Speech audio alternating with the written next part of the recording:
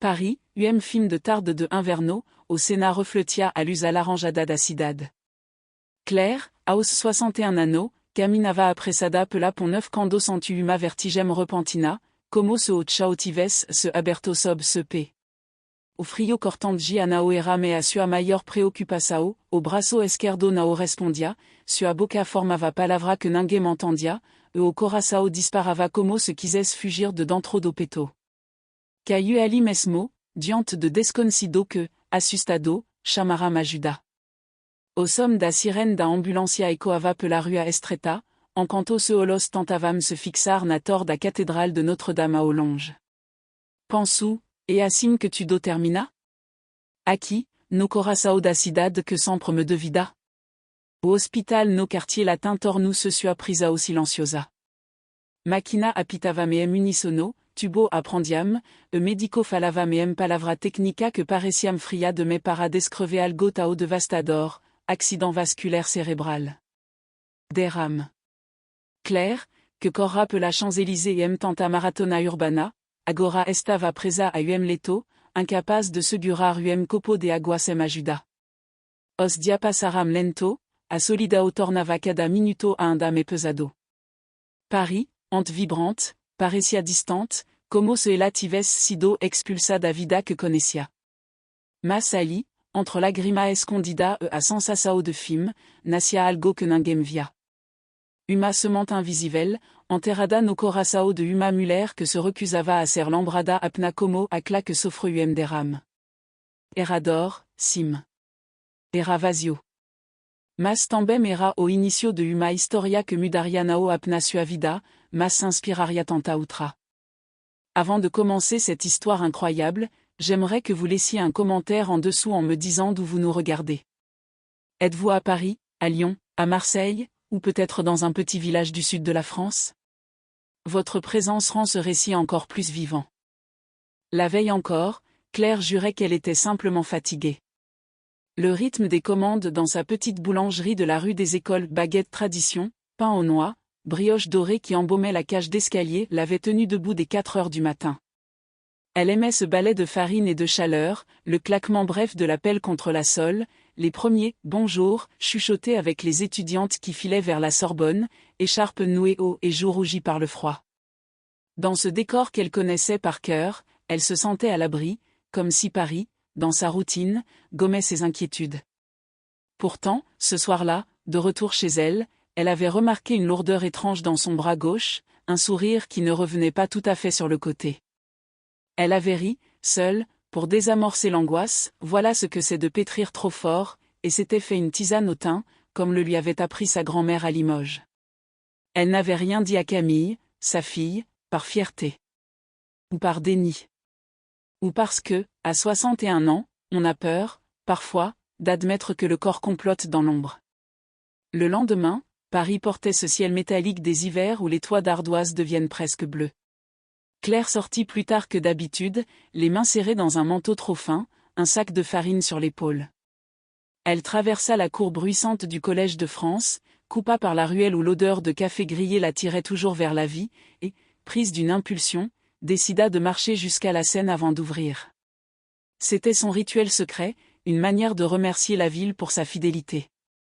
Sur la Pont-Neuf, un vent vif s'accrochait aux cheveux échappés de son chignon. Elle fixa le miroir de l'eau, les façades blondes de l'île de la Cité, une péniche qui fendait le courant comme un avenir patient. C'est là que le monde bascula. La première sensation fut une désorientation subtile, comme si la perspective s'inclinait sans prévenir. Le pavé se mit à onduler.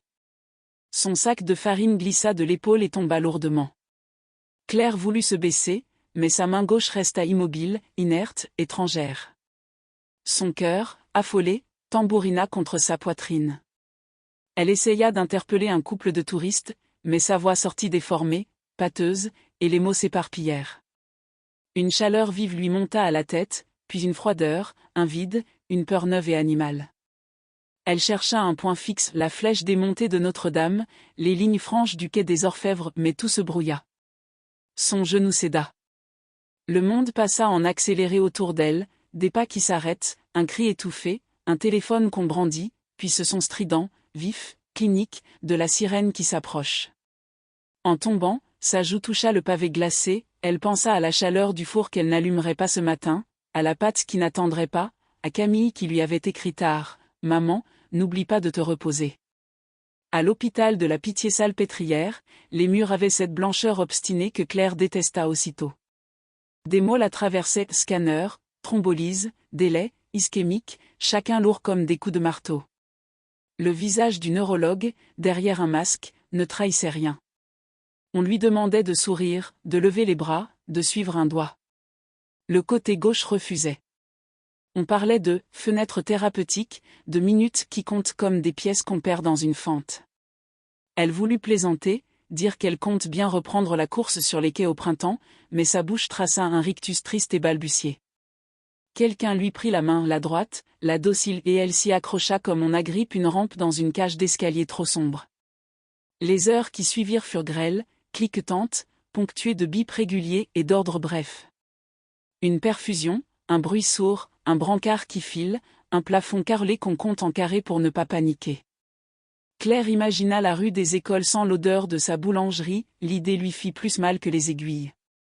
Dans ce chaos organisé, un souvenir remonta, presque cruel, la première fois qu'elle avait couru la Paris-Versailles, à 40 ans passés, les mollets durcis, la côte des gardes comme un mur, et cette sensation, à l'arrivée, de tenir enfin sa vie entre ses mains. Elle avait gardé le dossard dans une boîte à chaussures, avec des photos où l'on devinait la tour Eiffel floue derrière elle. Comment le corps qui l'avait porté si loin pouvait-il la trahir ainsi? La nuit tomba tôt sur le 13e. À travers la baie vitrée, la ville scintillait, indifférente, superbe. Dans le silence de sa chambre, Claire découvrit une solitude plus dense que toutes celles qu'elle avait connues. La solitude d'être prisonnière de soi. Elle tenta de saisir son téléphone du côté gauche, il glissa. Elle essaya du côté droit, composa péniblement le numéro de Camille. Quand la voix de sa fille franchit le haut-parleur, « Maman !» Un chapelet d'émotions lui brûla la gorge, honte, peur, tendresse, rage. Elle voulut dire « Ce n'est rien », mais chaque syllabe lui coûta. Camille promit d'arriver au matin, de prévenir la voisine pour la boulangerie, de gérer. Claire hocha la tête vers le vide. Raccrocha. Et pleura, sans bruit, par orgueil et par épuisement. Au petit matin, une kinésithérapeute entra avec l'assurance calme de celles qui ont vu la mer se déchaîner et savent que la marée finit toujours par se retirer. Elle s'appelait Anaïs, avait un regard clair presque espiègle, et posa sur le rebord de la fenêtre une petite plante verte en disant « Il faut quelque chose qui grandit ici ». Elle expliqua, patiente, que le cerveau est une ville aux 1000 chemins, que certains ponts sont coupés mais que d'autres peuvent se construire, lentement, avec obstination. Elle parla de neuroplasticité, de réapprentissage, de gestes minuscules qui redeviennent des victoires. Claire écouta comme on écoute une langue étrangère qu'on rêve d'habiter. À la fin, Anaïs lui fit serrer une balle en mousse. Main droite, facile. Main gauche, rien. Puis un millième de quelque chose. Une promesse si fine qu'on aurait pu la rater. Les jours suivants s'empilèrent, tous semblables et tous décisifs. Claire apprit la patience des convalescents, cette temporalité verticale où chaque seconde pèse. Les infirmières, avec leur humour discret, lui rendaient la dignité par des gestes sûrs. Un aide-soignant du Mali, Ibrahim, chantait doucement en changeant les draps, et c'était comme si la chambre respirait mieux. Le neurologue passa, reposa les questions, ajusta les traitements, il ne promit rien, mais son silence n'était pas sans espoir. Camille arriva avec un pull bleu roi qui sentait la maison, des madeleines trop sucrées et un cahier neuf. On écrira ce que tu veux, maman. Même si ce ne sont que des mots cassés. Claire sourit un sourire un peu penché et dit oui, dans sa tête. La ville, dehors, continuait. On lui envoyait des photos, le marché Maubert éclatant d'agrumes, une averse sur les terrasses de la rue Mouffetard, un chat rayé couché sur les rayons d'une librairie. Elle regardait ces images comme des cartes postales de sa propre vie. La boulangerie restait fermée, une affichette manuscrite s'excusait pour « raison de santé ». Certains clients, fidèles, laissaient des mots à l'intention de Claire chez la voisine « Revenez vite, vos pains nous manquent ». Elle pleurait en lisant ces messages, le cœur serré par la douceur crue de la tension. Mais quand la nuit revenait, la peur revenait avec elle, tenace, et si elle ne revenait pas, justement? Et si l'histoire s'arrêtait là, condamnée à un avant et un après que rien ne réconcilierait? Un matin, Anaïs posa une feuille sur la table roulante, une silhouette humaine tracée au crayon, avec des zones à colorier selon les sensations. On va cartographier ce que tu habites encore, Claire. Et ce que tu reconquéras. Le mot « reconquérir » fit vibrer quelque chose en elle, un reste de fierté ancienne, cette manière qu'elle avait de dresser le dos dans la côte des gardes, de serrer la mâchoire au 20e kilomètre. Reconquérir son propre bras, sa propre bouche, sa propre marche. L'idée était folle et magnifique. Alors elle ferma les yeux et imagina ses neurones comme des coureurs solitaires, qui, malgré le parcours dévasté, cherchaient de nouveaux sentiers dans la forêt du crâne. Le premier pas hors du lit fut un séisme intime. 2 infirmières l'entouraient, Ibrahim tenait la perfusion, Anaïs guettait, main prête. Le pied gauche se posa, lourd, incertain. Le droit suivit, prudent. Elle se sentit gigantesque et minuscule à la fois, comme une enfant qui ose lâcher la rampe pour la première fois. 3 pas. Puis 4. Elle s'assit, épuisée, mais un rire nerveux lui échappa, presque insolent. Elle venait de traverser un continent en diagonale. Le soir même, elle nota dans le cahier, 3 pas. Moi. Claire. Les lettres tremblaient, mais elles existaient. Et pourtant, derrière ces minuscules victoires, une douleur diffuse s'installait, sourde et entêtée, pas seulement dans les muscles, dans le regard qu'elle portait sur soi. Chaque geste raté, chaque mot avalé était une gifle. Une part d'elle s'énervait contre son propre corps, une autre s'accusait d'avoir ignoré les signes. Elle se rappelait ce soir où la main avait tremblé sur la pelle à pain et où elle avait balayé l'angoisse sous le tapis de la routine. Elle se sentait coupable, vieille, inutile. Quand Camille s'absentait, quand les bips devenaient la seule compagnie, la chambre se remplissait d'un silence si lourd qu'il écrasait la poitrine. C'est dans cet entre-deux, un couloir de néon entre la peur et la promesse, que se termina le premier chapitre de sa chute. Le monde avait rétréci à la taille d'un lit, d'une poignée de pas, d'une balle en mousse. La femme qui, la veille encore, pétrissait des kilos de pâtes et saluait les coureuses du dimanche au bord de la Seine, apprenait maintenant à apprivoiser un verre d'eau, à articuler son prénom sans s'y perdre. Elle sentait que quelque chose se jouait au-delà des muscles et des nerfs, la définition même de qui elle était. Mais à mesure que s'installait cette conscience, un autre sentiment, plus sombre, ramassait ses forces dans l'ombre, le vide, le manque, l'impression d'avoir été expulsée de sa propre vie. Les premiers jours avaient laissé entrevoir une lumière fragile, comme un rail de soleil glissant entre les persiennes d'une chambre fermée. Mais très vite, cette lumière se brouilla, avalée par une brume lourde. Claire découvrit que le véritable choc n'était pas seulement la chute brutale du corps, mais la lenteur terrible du quotidien qui suivait. Elle ne souffrait plus de la peur immédiate de mourir, elle souffrait d'exister à moitié. Dans son lit de la pitié salpêtrière, chaque détail devenait un rappel cruel, la cuillère qu'elle ne parvenait pas à porter à sa bouche sans renverser, le miroir où son visage semblait appartenir à une autre, le mot simple qu'elle cherchait et qui disparaissait comme un ballon emporté par le vent. Paris, de l'autre côté des fenêtres, semblait continuer sans elle. On lui racontait les terrasses du quartier latin bondées malgré le froid, les étals des bouquinistes le long de la Seine, le parfum du vin chaud au marché de Noël des Tuileries. Tout cela lui paraissait appartenir à un monde étranger, inaccessible. Elle avait l'impression d'être confinée derrière une vitre épaisse, voir mais ne pas participer. Quant à Anaïs, la kinésithérapeute, lui répétait avec conviction que chaque petit mouvement est une victoire, Claire souriait par politesse, mais au fond, elle sentait un gouffre s'élargir. La douleur physique était supportable. Ce qui la déchirait, c'était la douleur invisible, celle de ne plus être Claire, la femme indépendante, la boulangère robuste, la coureuse fière. Les mots qu'elle aimait tant réciter Verlaine en plaisantant, chanter Brassens en préparant la pâte s'étranglaient désormais dans sa gorge. Elle craignait les visites, craignait les regards emplis de pitié. Quand Camille entrait avec son énergie rassurante, Claire voulait sourire, mais se voyait dans les yeux de sa fille comme une version diminuée d'elle-même.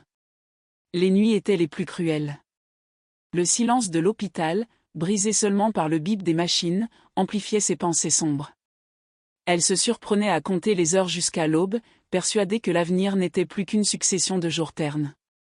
Elle pensait à son mari, disparu il y a plus de 10 ans, et se demandait si la solitude n'était pas, en vérité, une sentence plus dure que le corps brisé.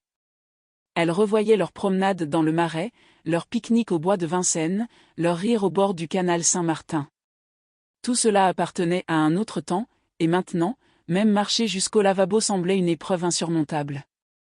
Dans ce vide, les souvenirs se transformaient en blessures. Elle se souvenait de la sensation de la farine qui colle aux mains, du claquement du four lorsqu'elle enfournait ses baguettes, de l'odeur du pain chaud qui attirait les voisins. Sa boulangerie n'était pas seulement un travail, c'était son identité, son ancrage. Or, les volets restaient clos, et elle imaginait les clients passer devant, lire l'affichette, fermée pour raison de santé, et secouer la tête avec tristesse. Elle se demandait si on l'oublierait, si sa boutique deviendrait un souvenir effacé, remplacé un jour par une sandwicherie sans âme.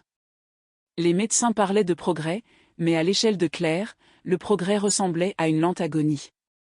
Réussir à lever un doigt, à faire 3 pas, à prononcer son prénom d'une voix pâteuse, voilà ses victoires. Pourtant, en elle, montait une colère sourde. Est-ce cela, ma vie désormais, se répétait-elle. Elle enviait les passants derrière la vitre, ceux qui pouvaient courir pour attraper le métro, porter des sacs de course, se plaindre du froid. Elle, jadis femme forte, se trouvait dépendante pour mettre ses chaussettes.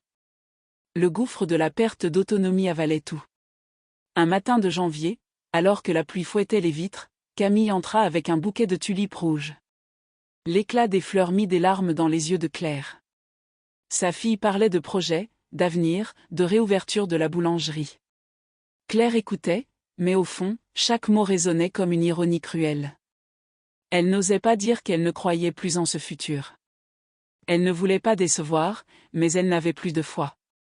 Elle se sentait vide, comme si son corps avait volé à son âme la capacité de rêver. Les jours se succédaient, identiques, et l'hôpital devint une cage. Chaque bruit résonnait comme une sentence, les pas du personnel dans le couloir, la porte qui grince, la voix monotone des annonces. Claire sombrait dans une routine glaciale où elle ne se reconnaissait plus. Ses pensées la hantaient, et si je reste ainsi pour toujours? Et si je ne suis plus qu'un poids pour ma fille? Et si je meurs sans avoir retrouvé ma dignité? Peu à peu, elle cessa de se battre. Elle accepta les exercices mécaniques, mais sans conviction. Elle se laissait guider comme une marionnette. Elle ne riait plus, ne protestait plus. Le gouffre du vide devenait sa maison. Et plus le temps passait, plus elle se persuadait que son histoire s'était achevée sur ce pont de Paris, le jour où son corps s'était effondré. Pourtant, au fond d'elle, une petite voix subsistait, ténue, presque imperceptible. Elle n'était pas encore prête à mourir, pas encore prête à renoncer. Mais cette voix était ensevelie sous des couches de désespoir, comme une braise dissimulée dans les cendres. Personne ne la voyait. Pas même Claire. Un événement inattendu rallume cette braise. La douleur laisse place à un sursaut d'espoir, un point de bascule qui change tout. Le mois de février s'ouvrit avec un ciel bas et des pluies froides qui lessivaient les trottoirs parisiens. Claire, installée dans sa chambre d'hôpital, fixait distraitement les gouttes s'écraser sur la vitre. Elle se sentait comme elle, écrasée, dispersée, vouée à disparaître sans trace. Les séances de rééducation se poursuivaient, mais son cœur n'y était plus. Elle répétait les gestes demandés avec la lassitude d'un automate, comme si chaque mouvement n'était qu'une pièce de théâtre qu'elle jouait pour rassurer les autres. Anaïs continuait d'encourager, Camille continuait d'espérer, mais Claire n'était plus là. Elle flottait dans un vide où les heures se succédaient sans consistance.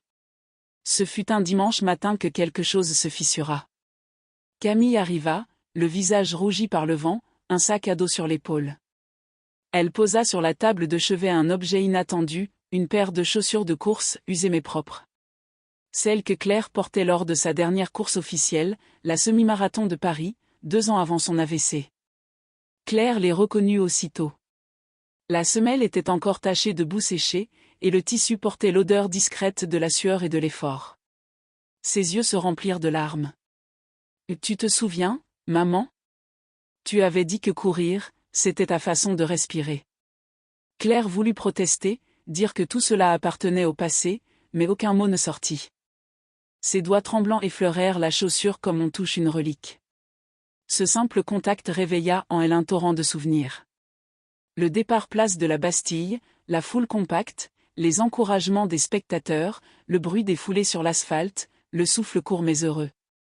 Elle se revit, cheveux tirés en queue de cheval, visage rougi par l'effort mais illuminé d'une joie féroce.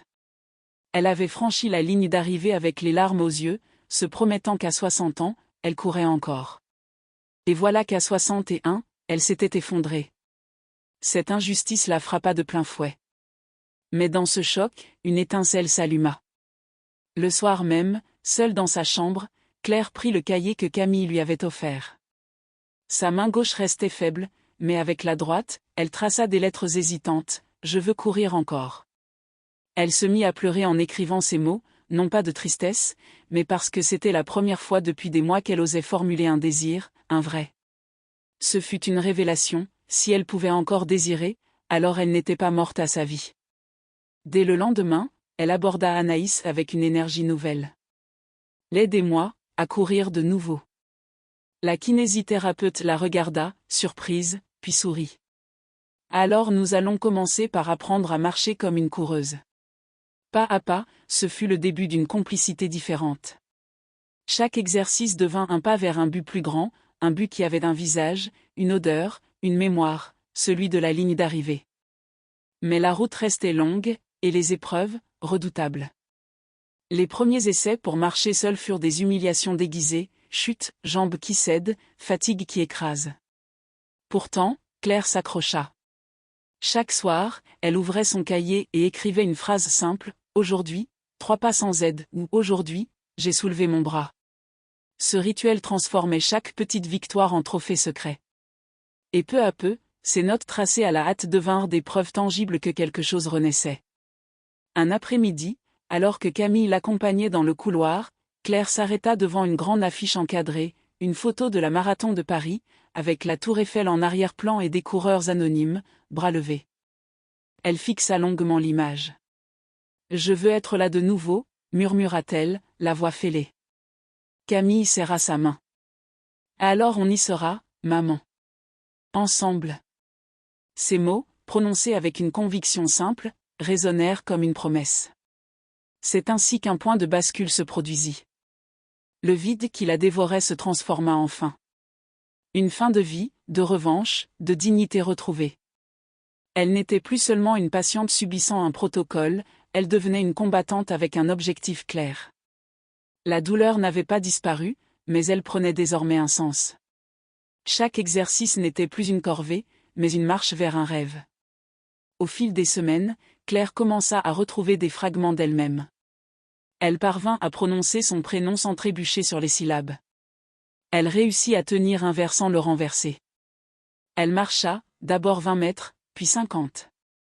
Le corps restait fragile, mais l'esprit, lui, s'endurcissait. Le soir, lorsqu'elle fermait les yeux, elle n'entendait plus seulement les bips des machines, elle entendait le bruit des pas sur l'asphalte, la clameur de la foule, le souffle court des coureurs. C'était son moteur secret. Ce basculement, personne ne le vit vraiment. Pas même les médecins, qui continuaient de mesurer ses progrès en chiffres et en graphiques. Mais Claire, elle, savait que quelque chose avait changé. Elle n'était plus spectatrice de sa rééducation, elle en était l'actrice principale. Et cette prise de conscience, aussi simple qu'un mot écrit dans un cahier, devint sa renaissance.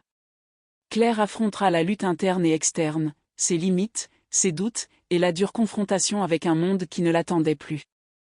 La décision était prise, mais la route ressemblait à un champ de bataille. Dès que Claire quitta l'hôpital pour regagner son petit appartement du 5e arrondissement, la réalité la frappa de plein fouet. Les escaliers de l'immeuble, qu'elle avait autrefois montés 2 par 2 avec les sacs de farine sur les épaules, devinrent un Everest. Chaque marche la ramenait à la fragilité de son corps. Elle s'accrochait à la rampe de fer, tremblante, la sueur au front. Parfois, les voisins passaient et proposaient leur aide.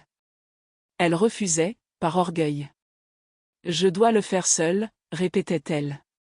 Mais une fois la porte fermée, elle s'effondrait sur la première chaise venue, les larmes aux yeux. À l'intérieur, l'appartement, autrefois chaleureux, semblait hostile. La bouilloire trop lourde, les assiettes placées trop haut, la radio qui lui rappelait les matins insouciants à la boulangerie.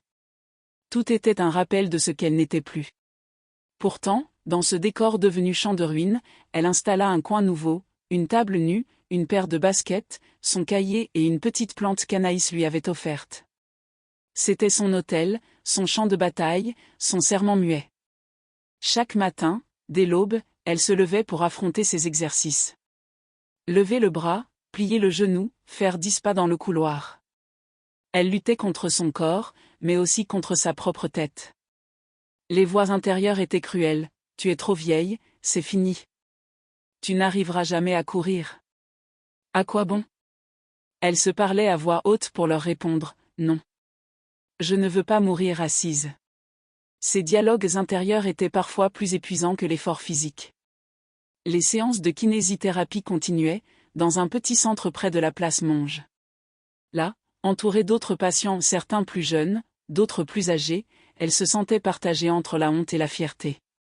Honte de sa lenteur, honte d'avoir besoin d'être aidée pour marcher droit. Fierté, quand, après des semaines, elle parvenait à soulever son bras plus haut que la veille, ou à marcher quelques mètres sans trembler. Anaïs l'accompagnait toujours, avec cette patience inébranlable qui la sauvait du découragement. Rappelle-toi, Claire, chaque pas est un pas vers ton marathon. Ces mots devenaient un refrain, un mantra. Mais la lutte ne se jouait pas seulement dans la salle de rééducation. Elle se jouait aussi dans les regards des autres. Certains clients fidèles, croisés au marché, baissaient la voix, comme si elle était devenue fragile au point de se briser sous leurs mots. « Alors, ça va mieux, Madame Claire ?» demandait-il, les yeux fuyants. Elle souriait, mais au fond, elle bouillonnait. Elle voulait leur crier qu'elle n'était pas seulement une malade, qu'elle préparait un retour. Mais les mots restaient coincés. Elle encaissait ce rôle de femme diminuée, enrageant dans le silence. Camille, de son côté, oscillait entre l'inquiétude et l'enthousiasme. Sa fille la poussait à croire, lui rappelait les promesses faites, l'encourageait à écrire chaque progrès dans le cahier. Mais parfois, ces gestes trop protecteurs agaçaient Claire. Elle refusait qu'on la traite comme une enfant. Une dispute éclata un soir, quand Camille insista pour l'accompagner partout. « Laisse-moi tomber, si je dois tomber » hurla Claire, les larmes aux yeux. Ce cri, brutal, creva un abcès. À partir de là, Camille comprit qu'aimer sa mère signifiait aussi lui laisser la liberté de souffrir pour se relever. Les semaines passèrent, et le combat prit un rythme presque militaire. Chaque jour avait son lot d'exercices, de douleurs, de petites victoires. Le corps protestait, mais la tête commençait à se durcir. Claire redécouvrait en elle une force qu'elle croyait perdue. Cette force n'était pas celle des marathons passés, quand ses jambes la portaient comme des ailes. C'était une force plus rugueuse, plus entêtée, celle de la survie, de la reconquête pas à pas. Un soir de mars, elle osa ressortir seule. Elle enfila un manteau, glissa ses baskets aux pieds et sortit marcher le long du boulevard Saint-Germain. Paris brillait sous les lampadaires, les terrasses grouillaient malgré le froid. Elle avançait lentement, bancale, mais chaque pas était un défi relevé. Les passants pressés ne la remarquaient pas. Mais elle avait l'impression d'être une guerrière revenue d'un champ de bataille invisible. Elle marcha jusqu'au pont des Arts, où les cadenas accrochés scintillaient encore sous les réverbères. Elle s'arrêta, posa la main sur la rambarde, et regarda la Seine. Elle chuchota pour elle-même, « Je reviendrai courir ici. » Ce serment resta suspendu dans l'air glacé. Pourtant, la lutte externe ne faisait que commencer. Les médecins, prudents, lui rappelaient les limites de son corps. Courir une marathon, Madame Claire? C'est peut-être un rêve trop ambitieux. Elle les écoutait poliment, mais dans son cœur, elle transformait leurs doutes en carburant. Chaque refus, chaque mise en garde devenait un défi. Plus on lui disait non, plus elle voulait prouver le contraire. Et puis il y avait la société, indifférente. Dans le métro, elle se faisait bousculer, ignorer. Dans la rue, certains détournaient le regard en voyant sa démarche hésitante. Paris, ville dure et belle, ne lui faisait aucun cadeau. Mais elle apprit à y voir une école de résistance. Chaque fois qu'elle affrontait l'indifférence, elle grandissait. Chaque fois qu'elle se sentait invisible, elle se jurait de redevenir visible, un jour, sur les routes d'un marathon. Au fil de cette lutte, Claire commença à comprendre que son combat n'était pas seulement physique. Il était existentiel. Il s'agissait de savoir si elle allait laisser le monde la définir comme une survivante diminuée, ou si elle allait se redéfinir comme une femme en renaissance. Elle choisit la seconde option. Et ce choix, répété chaque jour, devint sa plus grande arme. Un matin, après une séance particulièrement dure où ses jambes refusaient de coopérer, Claire tomba au sol, épuisée. Les larmes coulaient, son corps tremblait. Elle voulut abandonner. Mais Anaïs s'agenouilla à côté d'elle et murmura, « Claire, regarde-moi. Tu es déjà en train de courir. Pas avec tes jambes. Avec ton cœur. Et un jour, tes jambes suivront. » Ces mots percèrent la carapace de douleur et rallumèrent la braise. Claire se redressa, serra la balle en mousse de toutes ses forces et jura intérieurement, « Je ne lâcherai pas. » Viendra le premier goût de la victoire, le moment où, après tant d'efforts et de défaites, un signe concret de renaissance apparaîtra enfin. Le printemps revint sur Paris, et avec lui une lumière nouvelle. Après des mois de lutte, de chute, de larmes et de silence, Claire sentit qu'un frémissement intérieur changeait la texture de ses journées. Les bourgeons éclataient sur les platanes du boulevard Saint-Michel, les terrasses se remplissaient à nouveau de rires étudiants, et, comme la ville, elle aussi commençait à éclore d'une longue nuit. Pourtant, au fond, elle craignait encore d'espérer trop fort. Chaque matin, en serrant ses lacets, elle se demandait si ce jour serait celui d'un nouveau pas en avant, ou d'une désillusion brutale. Un après-midi d'avril, Anaïs la rejoignit au petit centre de rééducation. « Aujourd'hui, on va essayer quelque chose de différent, » annonça-t-elle avec son sourire complice. Claire, méfiante, leva les sourcils. L'exercice consistait à marcher sur un tapis roulant, soutenu par un harnais de sécurité. Le cœur battant, elle posa ses mains sur les barres métalliques et sentit le tapis s'ébranler sous ses pieds. Au début, ses jambes hésitèrent, maladroites, comme deux instruments désaccordés. Mais à mesure que le rythme s'installait, quelque chose de familier émergea, la sensation du balancement, le souffle qui s'accélère, le corps qui retrouve une mémoire enfouie. Au bout de 5 minutes, Claire souriait. Ses yeux brillaient d'une joie presque enfantine. « Je marche, cria-t-elle. Anaïs, émue, répondit, « Tu ne marches pas seulement, Claire. Tu avances. » Ce moment, aussi simple qu'il paraissait, fut son premier triomphe. Ce n'était pas un marathon, ni même une course à travers le quartier latin, mais c'était une promesse tenue. Pour la première fois depuis l'AVC, elle avait la sensation de courir à nouveau non pas dans ses jambes, mais dans son cœur. Ce soir-là, dans son cahier, elle écrivit en lettres tremblantes, « Aujourd'hui, j'ai senti le vent de la course à nouveau. » La nouvelle se répandit vite dans son cercle proche. Camille, en larmes, l'embrassa longuement lorsqu'elle l'apprit.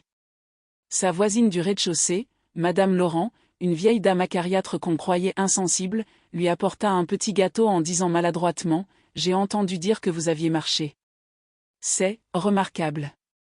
Ces petits gestes lui redonnèrent une dignité perdue. Elle n'était plus seulement la malade qu'on aide dans l'escalier, mais une femme en marche vers quelque chose de plus grand. Pour tester ses progrès, elle décida un matin de mai de longer la Seine, en dehors des séances officielles. Accompagnée de Camille, elle descendit lentement vers le quai Saint-Bernard. L'air sentait la pierre chauffée par le soleil et la promesse de l'été. Elle avança, pas à pas, le long de l'eau. Chaque foulée était encore hésitante, mais la vue des péniches, des étudiants allongés sur l'herbe et des couples main dans la main lui donnait une énergie qu'aucune salle de rééducation ne pouvait offrir. Les passants la dépassaient sans la remarquer, et pourtant, pour Claire, c'était une victoire immense. Un moment symbolique survint lorsqu'elle décida d'affronter les marches du jardin des plantes. Ce petit escalier, qu'elle avait toujours gravi sans y penser, devenait un Everest personnel. Elle posa son pied gauche, puis le droit, vacilla, se rattrapa. Camille, les mains tendues, voulut intervenir, mais Claire leva la main, « Non. Laisse-moi. » Lentement, en haletant, elle atteignit le sommet. Quand elle se retourna, la vue sur les allées fleuries l'inonda d'une émotion si forte qu'elle éclata en sanglots. « J'ai gravi une montagne, » dit-elle simplement. Camille, en larmes elle aussi, répondit, « Tu viens de déplacer l'Himalaya. » Ces victoires modestes nourrissaient son esprit. Chaque jour, elle se fixait un objectif, aller jusqu'au marché Maubert, descendre seule à la boulangerie fermée, écrire une page de plus dans son cahier. Peu à peu, elle reprenait goût à la vie. Le vide qui l'avait consumée se comblait de petits triomphes quotidiens.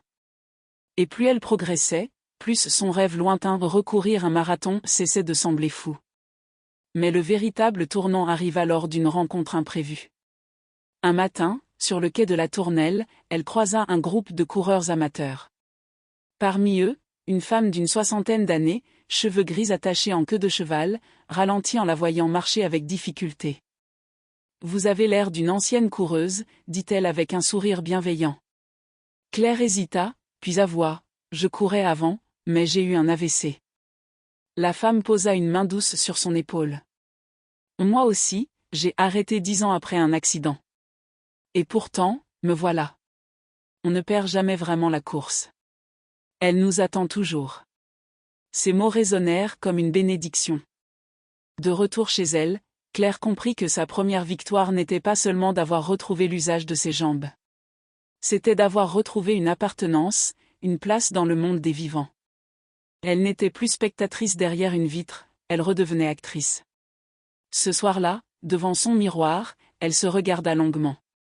Les cicatrices restaient visibles, une bouche encore légèrement asymétrique, une démarche un peu raide. Mais elle vit aussi autre chose, des yeux habités d'une détermination nouvelle, un visage marqué mais fier. Elle comprit que la victoire n'était pas d'effacer le passé, mais d'avancer malgré lui. Elle reprit alors une habitude ancienne, allumer une petite bougie avant de dormir, comme elle le faisait autrefois avant les marathons. C'était son rituel, son signe de confiance. En regardant la flamme vaciller, elle murmura, « Demain, un pas de plus. Demain, une victoire de plus. » Et c'est ainsi que, dans le silence d'un appartement parisien, naquit une conviction profonde, la vie n'était pas terminée. Elle venait de franchir une ligne invisible, celle qui sépare le désespoir de l'espérance. Le premier goût de la victoire avait un parfum unique, celui du pain chaud qu'elle rêvait de refaire, celui de la sueur sur sa peau, celui de Paris qui l'attendait pour une nouvelle course. L'horizon s'élargira. Claire découvrira que ces victoires ne sont que le début d'une expansion inattendue, de nouvelles conquêtes, de nouveaux rêves, et la promesse d'un retour sur les routes de France. Les petites victoires s'étaient accumulées comme des galets posés un à un pour construire un chemin. Mais Claire n'était plus satisfaite de ce simple sentier, elle rêvait maintenant d'un horizon plus vaste, d'une route qui l'emmènerait au-delà de la survie. Le goût retrouvé du mouvement, de l'effort, l'avait transformée. Elle n'était plus la femme brisée qui pleurait dans le silence des nuits d'hôpital. Elle devenait une combattante, prête à reconquérir son territoire perdu. Son premier grand défi fut de rouvrir sa boulangerie. Cela paraissait fou, pétrir des dizaines de kilos de pâtes chaque jour, enfourner à l'aube, servir les clients avec un sourire ferme. Tout cela semblait au-dessus de ses forces. Mais Claire refusa de céder à la peur. Avec l'aide de Camille, elle rouvrit les volets de la petite boutique de la rue des Écoles. Le premier matin, ses mains tremblaient en façonnant les baguettes. Le bras gauche restait faible, mais le droit se souvenait encore du geste. Le parfum du pain chaud emplit bientôt la rue, et les clients revinrent, curieux puis enthousiastes. « Elle est revenue », chuchotait-il. Claire retrouvait non seulement son métier, mais aussi son identité. Parallèlement, elle décida de reprendre un entraînement progressif. Au départ, il ne s'agissait que de marcher plus vite, de trottiner quelques mètres au jardin du Luxembourg. Les enfants riaient autour d'elle, les touristes photographiaient les statues, et elle avançait, concentrée, chaque pas résonnant comme une victoire. Puis, peu à peu, elle rallongea les distances. Le souffle devenait plus régulier, les jambes plus solides. Le corps, cabossé mais fidèle, se souvenait de l'ancienne coureuse. Un soir de juin, elle osa rejoindre un club de course amateur, dans le 13e arrondissement. Le premier entraînement fut intimidant. Entourée de jeunes athlètes, elle se sentit vieille, lente, déplacée. Mais très vite, l'esprit collectif l'emporta. Les encouragements, les tapes dans le dos, les rires après les tours de piste, tout cela lui redonna une énergie nouvelle. Elle n'était plus seule dans sa lutte. Elle faisait partie d'une meute, et cette fraternité lui donna des ailes. Son premier objectif concret fut fixé, participer à une course de 5 km, dans le bois de Vincennes. Le jour venu, vêtue de ses chaussures usées mais fidèles, elle prit place au départ. Le cœur battait fort, les mains moites, les souvenirs de son AVC revenaient en rafale. Mais quand le signal retentit, elle se mit en mouvement.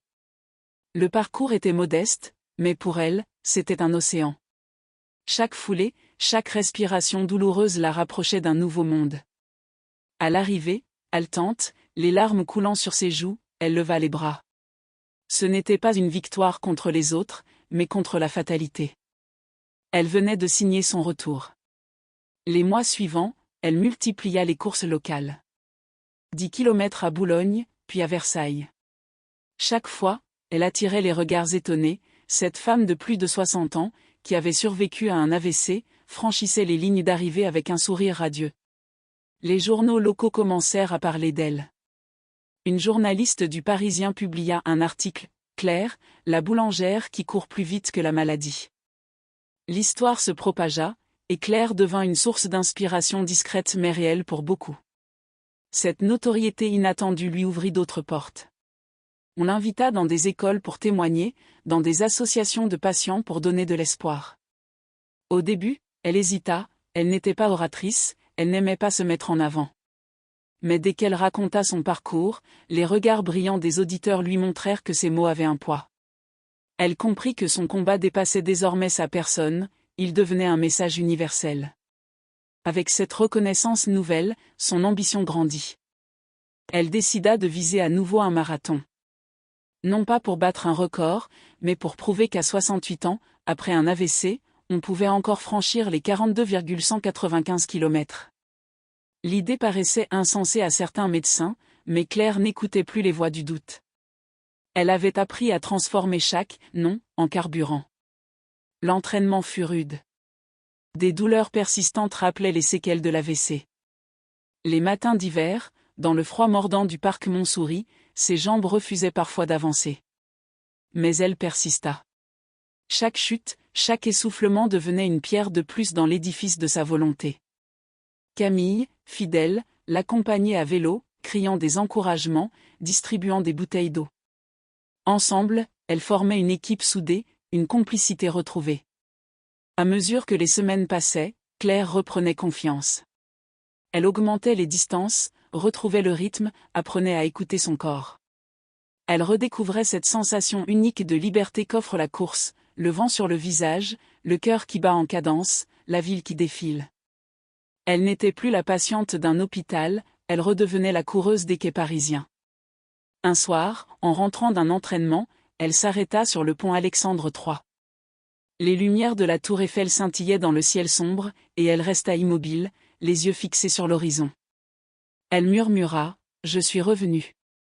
C'était plus qu'une phrase, c'était une déclaration de victoire sur la vie, une promesse de conquête encore à venir. Claire découvrira que la croissance attire de nouveaux défis, blessures, doutes, mais aussi la peur de ne pas être à la hauteur de son propre rêve.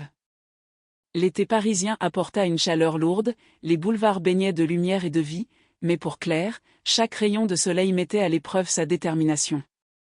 L'entraînement pour son premier marathon depuis l'AVC battait son plein, et avec lui surgissaient de nouveaux obstacles, plus insidieux que ceux qu'elle avait déjà surmontés.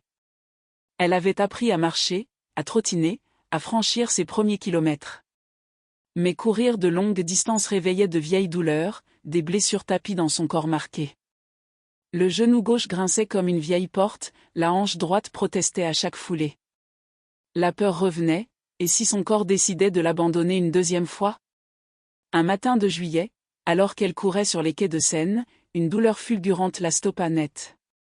Elle dut s'asseoir sur un banc, la respiration hachée, le visage crispé. Les passants la regardaient sans comprendre. « Pas encore, pas ça », pensa-t-elle en serrant les dents. Le souvenir du 61e anniversaire, du sol glacé de la Pont-Neuf, lui traversa l'esprit comme un éclair. La panique monta. Elle composa difficilement le numéro de Camille. Sa fille accourut, inquiète, et l'aida à rentrer. Ce soir-là, allongée dans son lit, Claire faillit abandonner. Peut-être qu'ils avaient raison, les médecins. Peut-être que je vise trop haut, murmura-t-elle. Mais une fois la douleur calmée, une fois les larmes séchées, elle sentit une voix intérieure plus forte que le doute. Non. Pas maintenant. Pas après tout ça. Les défis n'étaient pas que physiques. La solitude parfois pesait lourd. Dans son club de course, entourée de jeunes gens qui parlaient de chrono et de compétition, elle se sentait à la marge. Leur énergie la stimulait, mais leur insouciance lui rappelait ce qu'elle avait perdu. Certains l'admiraient, d'autres la considéraient comme une curiosité. Elle se surprit à se demander si son rêve n'était pas ridicule, si à 68 ans, courir un marathon n'était pas une manière de lutter contre le temps plutôt que de l'accepter. Ses doutes rongeaient ses nuits, et dans le silence, elle se voyait parfois renoncer. Mais chaque matin, lorsqu'elle enfilait ses baskets, elle retrouvait une raison de continuer.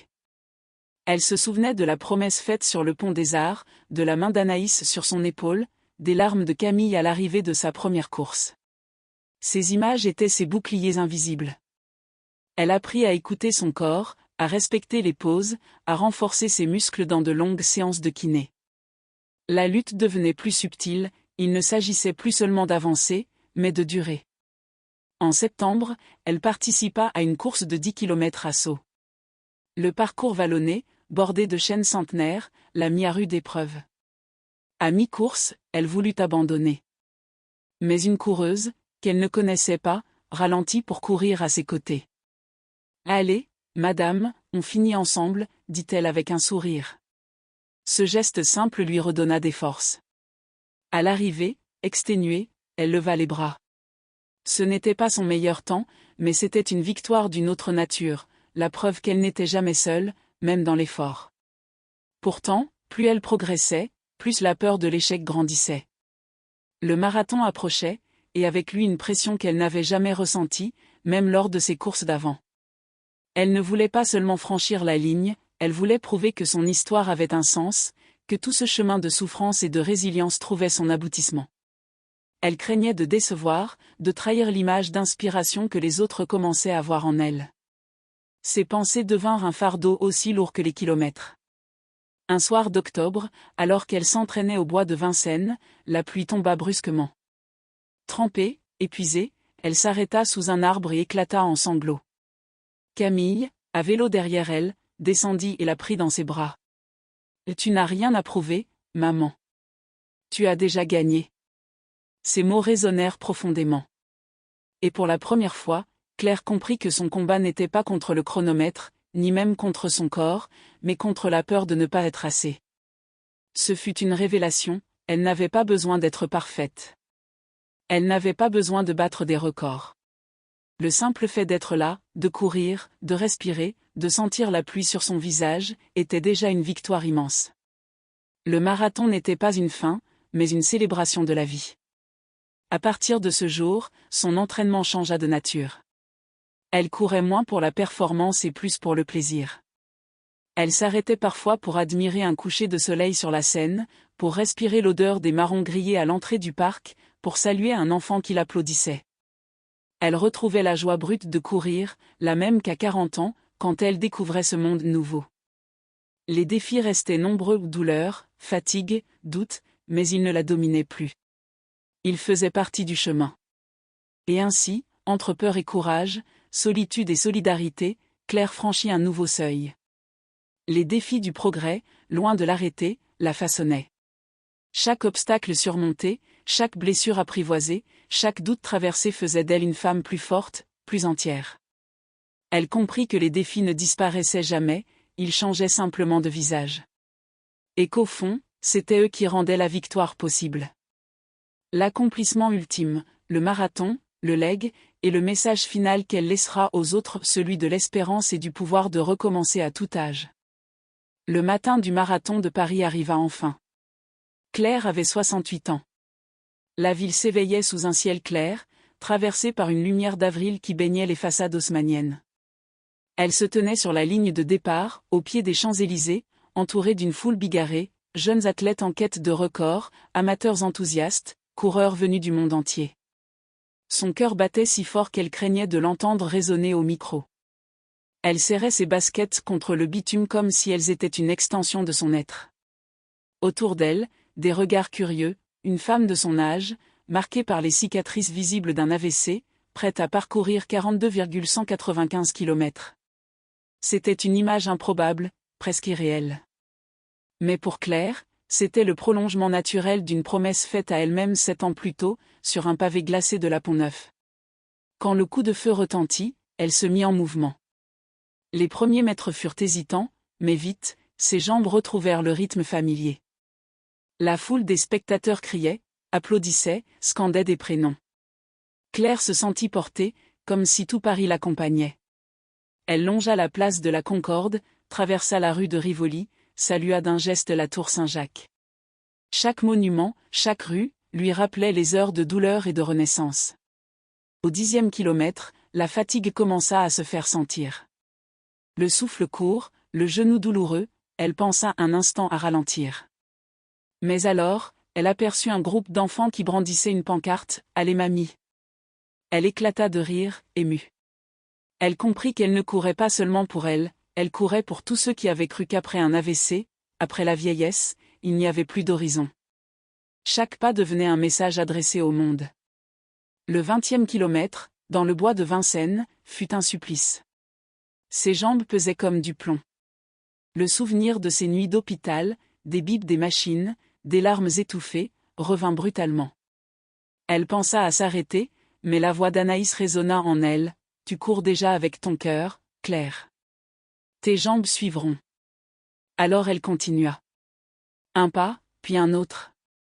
Elle se souvenait du cahier où elle notait ses victoires. Aujourd'hui, chaque kilomètre était une page écrite en lettres de feu. À 30 kilomètres, le mur. Les coureurs parlent de ce moment où le corps dit stop, où tout semble s'écrouler. Claire le rencontra sur les quais, face à la Seine scintillante. La douleur était insoutenable, les muscles en feu, la tête brouillée. Elle trébucha, faillit tomber.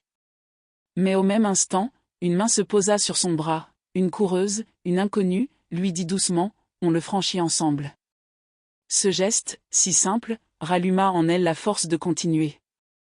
Elle se redressa, reprit son souffle, et franchit ce mur invisible. Les derniers kilomètres furent une transe. Paris vibrait, les applaudissements résonnaient, les encouragements pleuvaient. Elle ne voyait plus que l'arc de triomphe au loin, scintillant comme un mirage.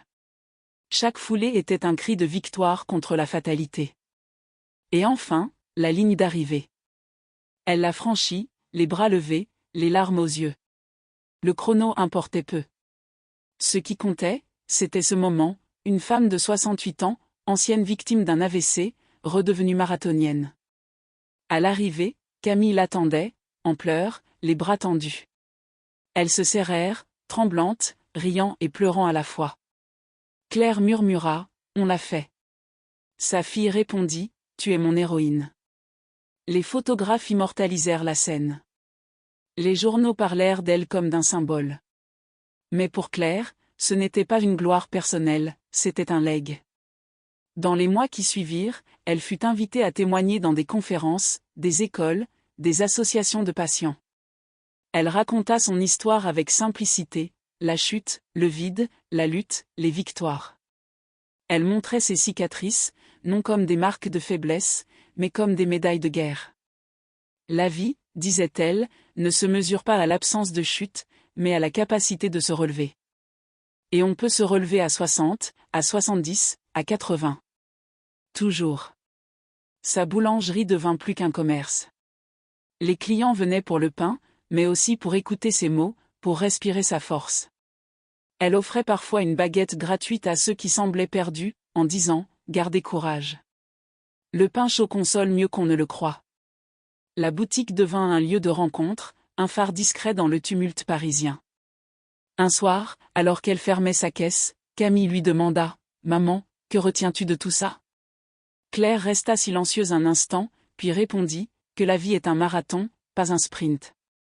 Et que même quand on croit que tout est fini, il reste toujours un dernier kilomètre à courir. À 68 ans, Claire n'était pas seulement une survivante. Elle était devenue un symbole de résilience, une preuve vivante que les secondes chances existent, même quand tout semble perdu. Son legs, ce n'était pas seulement d'avoir recouru un marathon. C'était d'avoir montré qu'on peut renaître, réinventer sa vie, à n'importe quel âge, en dépit des épreuves. Et chaque fois qu'elle lasse ses chaussures, qu'elle prend la route du jardin du Luxembourg ou des quais de Seine, elle sent le souffle du passé dans son dos, mais surtout, le vent de l'avenir sur son visage. Elle sait que le temps est compté, mais elle sait aussi que chaque pas est une victoire, chaque respiration une célébration.